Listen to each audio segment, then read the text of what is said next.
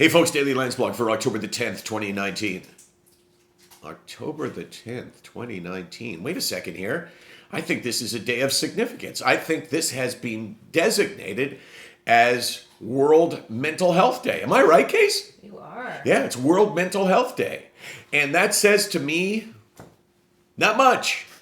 Not much. As you know, I'm a big lobbyist of 365 or maybe 364. You got to cut yourself one day.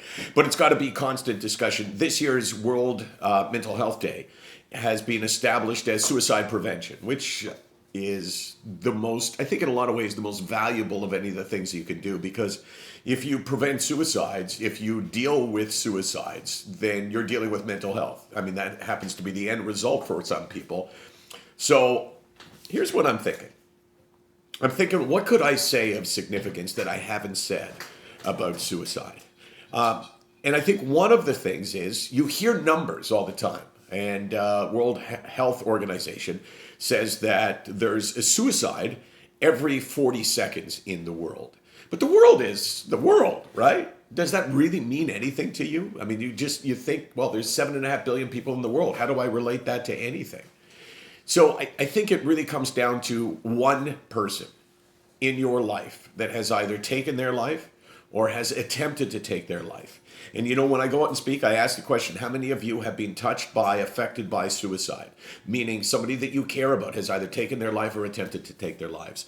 And I would say in the biggest rooms that I've spoken to, 95% of people put up their hands. Now, those are people that have to be above a certain age, right? Because as you get older, obviously, your experiences become greater. But think about that. Think about how suicide touches all of us, or almost all of us. And think about this, that suicide is not about 1 million people. It's about one. And for me, that one person would be Wade Belak or Luke Sklar. So that's 2 people. And that's how I think about it. I don't think about the big numbers because there's so many numbers when it comes to mental illness, 1 in 5 this. And I think it really is just about one thing.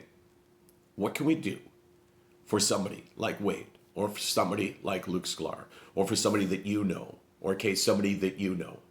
And the answer is sometimes nothing. I don't believe we can prevent all suicides.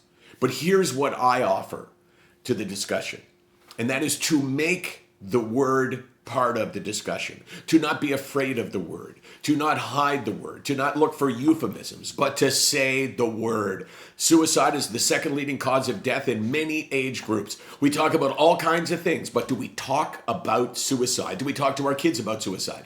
Do we talk to our students about suicide? Are we afraid that if we say the word suicide, we will somehow give people ideas? That still exists today in schools, in businesses. It's like, no, we don't want to talk about that. But I can tell you, suicide, suicide, suicide. I just said it 3 times. It makes a difference. Because when you hear it enough times, all of a sudden you go, you know what? I could talk about that. If my parents had said to me, we should talk about suicide, and I had suicidal thoughts, maybe I could have gone to them and talked about it. That was not the situation, but back in that day, nobody talked about it. So talk, say the word, use the word. Prevent the word by using the word. SickNotWeak.com, 24 hours a day, 364 days a year. You know why we're here, Case? Why? Because people need to talk. I'll say it again. Suicide. Case, say it. Suicide. Suicide. One more time. Suicide. Care? Suicide. Riggs? We're done.